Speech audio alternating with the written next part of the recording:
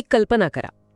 तुम्ही शहराच्या त्या सगळ्या गजबजाटापासून दूर तुमच्या स्वप्नातली एक शांत, सुपीक जमीन खरेदी केली आहे.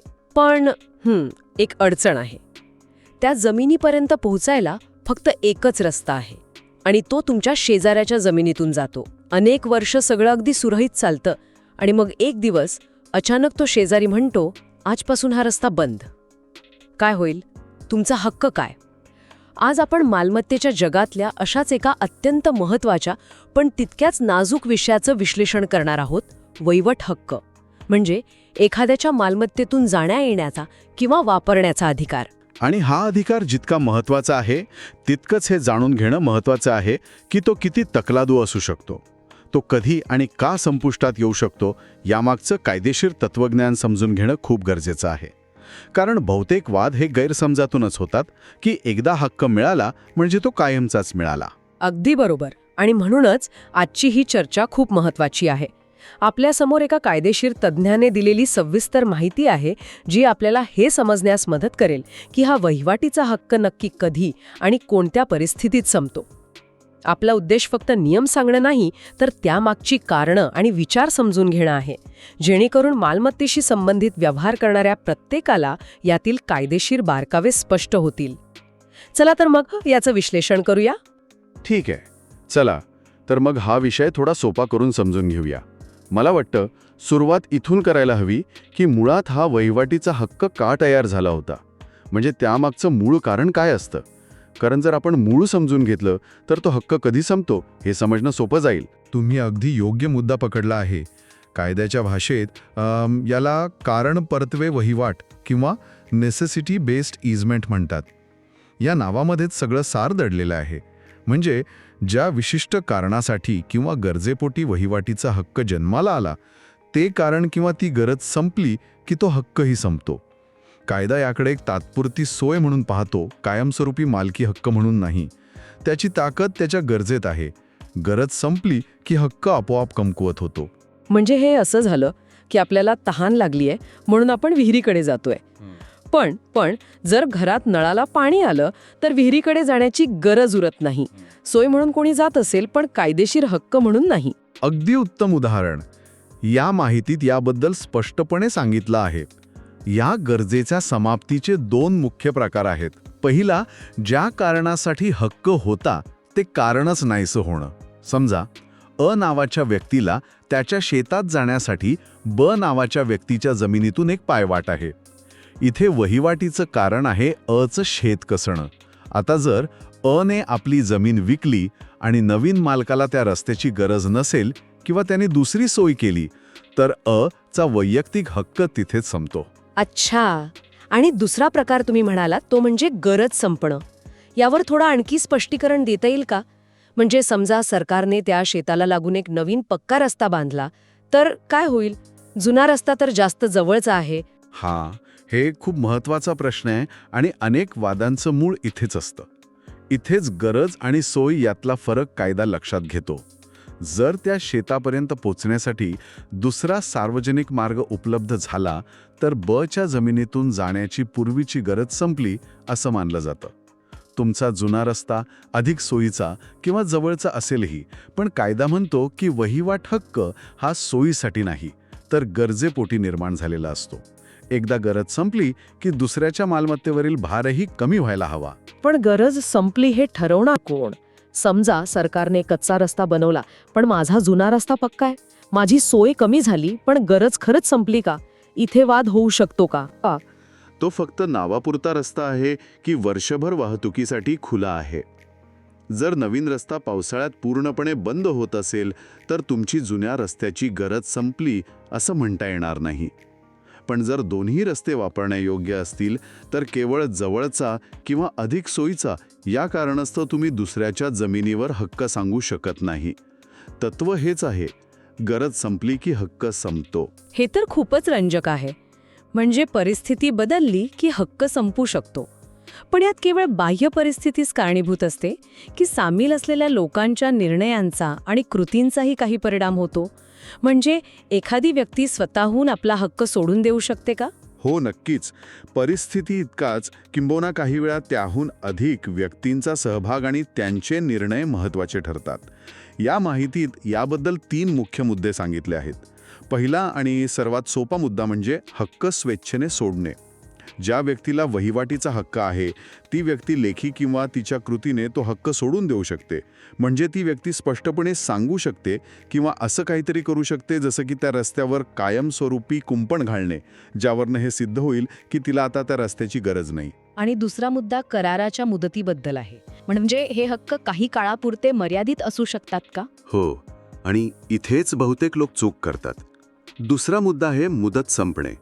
अनेकदा वहिवाटीचा हक्क काही विशिष्ट कालावधीसाठी किंवा काही अटींवर दिलेला असतो. उदाहरणार्थ, जोपर्यंत या शेतात ऊस आहे तोपर्यंत तुम्ही ऊस वाहतुकीसाठी हा रस्ता वापरा. आता जर त्या शेतात ऊसाऐवजी दुसरं पीक घेतलं गेलं किंवा ठरवलेली 10 वर्षांची मुदत संपली तर तो हक्क आपोआप संपुष्टात येतो. म्हणूनच वहिवाटीचे हक्क देताना किंवा घेताना लेखी करार करणं नेहमीच शहाणपणाचं ठरतं, कारण त्यात या सर्व अटी स्पष्टपणे नमूद करता येतात. पण जर करार फक्त तोंडी असेल तर काय? आपल्याकडे तोंडी शब्दावर विश्वास ठेवण्याची मोठी परंपरा आहे. आणि कायदेशीर लढाईत हीच परंपरा सर्वात जास्त त्रासदायक ठरते. तोंडी कराराच्या बाबतीत अट होती हे सिद्ध करण्याची जबाबदारी मूळ जमीन मालकावर येते, जे खूप कठीण असतं. त्यामुळेच कोणताही व्यवहार करताना कितीही जवळचे संबंध असले तरी कागदोपत्री नोंद करणे महत्त्वाचे आहे. आता तिसरा मुद्दा जो मला सर्वात आश्चर्यकारक वाटतो विना वापर, म्हणजे use it or lose it, वापरा किंवा गमवा. माझा हक्क असूनही केवळ मी तो वापरला नाही म्हणून तो नाहीसा होऊ शकतो. हे तर अनेकांना धक्कादायक वाटेल. अगदी तसंच आहे. आणि या धक्कादायक वाटलं तरी त्यामागे एक ठोस कायदेशीर तर्क आहे. आपल्या माहितीत म्हटल्याप्रमाणे जर वहिवाटीचा हक्क दीर्घकाळ म्हणजे अनेक वर्ष वापरलाच नाही तर तो संपुष्टात येतो. कायदा असं गृहीत धरतो की जर तुम्ही इतकी वर्ष तो हक्क वापरला नाही तर तुम्हाला त्याची आता गरज नाही आणि दुसऱ्याच्या जमिनीवर विनाकारण हक्काचे ओझे ठेवणे योग्य नाही. निष्क्रियता हक्काला कमजोर करते. पण हा दीर्घकाळ म्हणजे किती? याला काही निश्चित मर्यादा आहे का, जसं की 10 वर्ष किंवा 20 वर्ष? याचं उत्तर कायद्यात एका शब्दात दिलेलं नाही आणि हेच या मुद्द्याला गुंतागुंतीचं बनवतं. हा दीर्घकाळ किंवा रिझनेबल टाईम प्रत्येक प्रकरणाच्या तपशिलावर अवलंबून असतो. उदाहरणार्थ, शहरातल्या घराला लागून असलेली आणि रोजच्या वापराची वाट 2-3 वर्ष वापरली नाही तर प्रश्न उभा राहू शकतो. पण डोंगराळ भागातील शेतातली वाट जी फक्त कापणीच्या वेळी वर्षातून एकदाच वापरली जाते तिच्यासाठी हा काळ खूप मोठा असू शकतो. तिथे 10 वर्ष वाट वापरली नाही तरी हक्क अबाधित राहू शकतो. संदर्भ महत्त्वाचा आहे. मला एक प्रकरण आठवतं जिथे एका कुटुंबाने शहरात घर बांधल्यामुळे आपल्या गावातल्या शेतातली वाट जवळपास 20 वर्ष वापरली नाही. जेव्हा त्यांच्या मुलाने तिथे फार्म हाऊस बांधायचं ठरवलं तेव्हा शेजारी म्हणाला, कोणता रस्ता? तो हक्क तर कधीच संपला. प्रकरण न्यायालयात गेलं आणि दीर्घकाळ वापर न झाल्यामुळे न्यायालयानेही शेजाऱ्याची बाजू उचलून धरली. वा, म्हणजे केवळ हक्क मिळवून चालत नाही, तो टिकवण्यासाठी त्याचा वापर करणंही गरजेचं आहे. ती गोष्ट खरोखरच डोळे उघडणारी आहे. त्या किस्स्यामुळे एक दुसरा प्रश्न मनात येतो. आपण आत्तापर्यंत हक्क वापरणाऱ्या व्यक्तीबद्दल बोललो, पण ज्याच्या जमिनीतून रस्ता जातो त्या मूळ मालकाचं काय? त्याचे अधिकार काय आहेत? आणि जर 2 जमिनी एकत्र आल्या म्हणजे रस्ता देणारा आणि रस्ता वापरणारा एकच व्यक्ती झाला तर काय होतं? इथेच मालकी हक्काचे बारकावे समोर येतात. या माहितीत याबद्दल स्पष्ट माहिती दिली आहे. पहिला मुद्दा घेऊया, मालकीचे एकत्रीकरण, ज्याला कायद्यात मर्जर ऑफ ओनरशिप म्हणतात. समजा ज्या व्यक्तीला पायवाटेचा हक्क आहे त्याने नंतर ती पायवाट असलेली जमीनच विकत घेतली. आता दोन्ही जमिनींचा मालक एकच झाला. मग तर त्याला स्वतःच्या जमिनीवरून जाण्यासाठी दुसऱ्या कोणाच्या परवानगीची गरज नाही. म्हणजे जो लहान हक्क होता तो मोठ्या मालकी हक्कात विलीन झाला. अगदी बरोबर. वहिवाट हक्क ही संकल्पनाच तेव्हा लागू होते जेव्हा 2 वेगवेगळ्या मालकांच्या जमिनी असतात. एक मालक, ज्याला आपण डॉमिनंट ओनर म्हणू, हक्क वापरतो आणि दुसरा म्हणजे सर्व्हियंट ओनर हक्क प्रदान करतो. जेव्हा दोन्ही जमिनी एकाच मालकाच्या होतात तेव्हा हा भेदच संपतो. त्यामुळे तो वहिवाट हक्क आपोआप मूळ मालकी हक्कात विलीन होतो आणि स्वतंत्रपणे अस्तित्वात राहत नाही. हे अगदी तार्किक आहे. पण तो दुसरा मुद्दा काय आहे? मूळ हक्क संपल्यास वहिवाट हक्क संपतो म्हणजे नेमकं काय? इथे एका हक्कावर दुसरा हक्क अवलंबून असतो. याला दुय्यम हक्क म्हणता येईल. माहितीत दिलेलं विहिरीचं उदाहरण खूप समर्पक आहे. समजा एखाद्याला शेजारच्या विहिरीतून पाणी काढण्याचा हक्क आहे. हा झाला मूळ हक्क. आता त्या विहिरीपर्यंत जाण्यासाठी त्याला रस्त्याचा वापर करावा लागतो. हा झाला दुय्यम किंवा वहिवाट हक्क. या रस्त्याच्या हक्काचं अस्तित्व पूर्णपणे पाणी काढण्याच्या हक्कावर अवलंबून आहे. अच्छा, म्हणजे पाणी काढण्याचा हक्क असेल तरच रस्त्याचा हक्क आहे. पण समजा विहीर तात्पुरती आटली असेल तर रस्त्याचा हक्क कायमचा संपतो का? नाही, हा खूप चांगला प्रश्न आहे. इथे हे पाहिलं जातं की मूळ हक्क संपुष्टात आला आहे की फक्त निलंबित झाला आहे. जर विहीर कायमचीच आटली आणि सरकारने ती अनुपयोगी म्हणून घोषित केली तर पाणी काढण्याचा मूळ हक्क कायमचा संपुष्टात येतो आणि मग त्यावर अवलंबून असलेला रस्त्याचा हक्कही कायमचा संपतो. पण जर विहीर फक्त उन्हाळ्यात आटत असेल आणि पावसाळ्यात पुन्हा भरत असेल तर मूळ हक्क फक्त निलंबित होतो, संपत नाही. त्यामुळे रस्त्याचा हक्कही अबाधित राहतो, फक्त तो त्या काळात वापरता येत नाही. वा, हे म्हणजे साखळी तोडण्यासारखं आहे. एक मुख्य कडी निघाली की पुढची आपोआप निरुपयोगी ठरते. पण या सगळ्या चर्चेत मूळ जमीन मालकाच्या भूमिकेबद्दल एक मोठा धोका दिसतोय. माहितीत असं म्हटलं आहे की एकदा हक्क दिला की मूळ मालकाच्या अधिकारांवर मर्यादा येऊ शकतात. हे किती गंभीर असू शकतं? हे खूप गंभीर असू शकतं आणि अनेक जमीन मालक हा धोका ओळखत नाहीत. जर मूळ मालकाने एखाद्याला वहिवाटीचे अधिकार दिले आणि ते कायदेशीररित्या, म्हणजे उदाहरणार्थ एखाद्या नोंदणीकृत दस्तऐवजात किंवा उतार्यावर इतर हक्कात नोंदवले गेले, तर तो हक्क त्या जमिनीवर एक कायदेशीर बोजा म्हणजे एन्कम्ब्रन्स बनतो. याचा अर्थ मूळ मालक देखील तो हक्क हवा तेव्हा काढून घेऊ शकत नाही. त्यालाही नियमांचं पालन करावं लागतं. म्हणजे हक्क देणारा मालक स्वतःच अडचणीत येऊ शकतो? हो, आणि हेच धोक्याचं आहे. समजा तुम्ही रस्ता दिला आणि तो सरकारी रेकॉर्डवर नोंदवला गेला. आता भविष्यात तुम्हाला त्या जागेवर बांधकाम करायचं असेल किंवा ती जमीन विकायची असेल तर तुम्हाला तो रस्ता विचारात घ्यावा लागेल. त्या रस्त्यामुळे तुमच्या बांधकामाच्या योजनेत अडथळा येऊ शकतो किंवा जमिनीची किंमत कमी होऊ शकते. तो हक्क आता केवळ दोन व्यक्तींमधील करार राहत नाही, तर तो त्या जमिनीच्या कायदेशीर स्थितीचा एक भाग बनतो. बापरे, म्हणजे कोणताही निर्णय घेण्यापूर्वी 10 वेळा विचार करायला हवा. मग या सगळ्याचा अर्थ काय काढायचा? समजा कोणी जमीन खरेदी विक्री करत असेल तर त्यांच्यासाठी सर्वात महत्त्वाचा सल्ला कोणता असेल?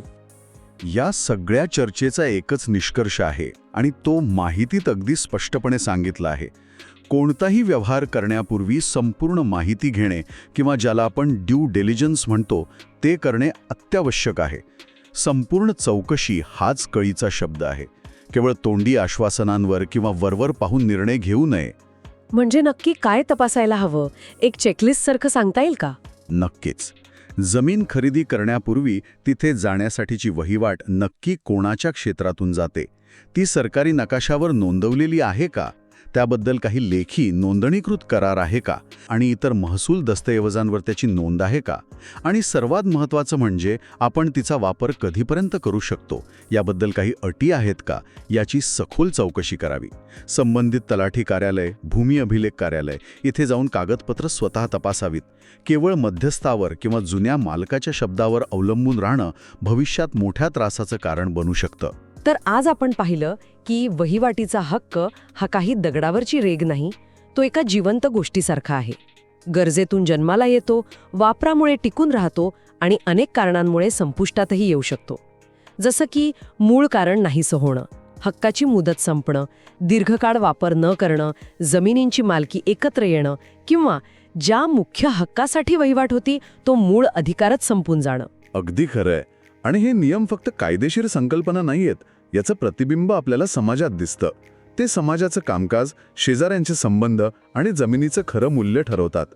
एक साधी पायवाट 2 कुटुंबांमध्ये पिढ्यानपिढ्या सलोख्याचं कारणही बनू शकते किंवा अनेक दशकांच्या वादाचं मूळही ठरू शकते. कायदा फक्त त्या संबंधांना एक चौकट देण्याचा प्रयत्न करतो. खरंच किती अवलंबून असतं सगळं ह्या एका रस्त्यावर. आजच्या माहितीमुळे एक महत्त्वाचा प्रश्न मनात येतो ज्यावर आपण विचार करू शकतो. आज आपण हक्क कधी संपतोय यावर बोललो, पण ह्या बदलत्या जगात जिथे जमिनीचा वापर वेगाने बदलतोय तिथे याच्या अगदी उलट प्रक्रिया कशी काम करत असेल? म्हणजे केवळ दीर्घकाळ आणि शांततापूर्ण वापरामुळे एखाद्याचा त्या मार्गावर कायदेशीर हक्क कधी तयार होतो, जरी तो कधीही लेखी स्वरूपात दिला गेला नसला तरी? कधीतरी परंपरा आणि वापराला कायद्याचं स्वरूप कसं प्राप्त होतं, हाही एक विचारात पाडणारा प्रश्न आहे.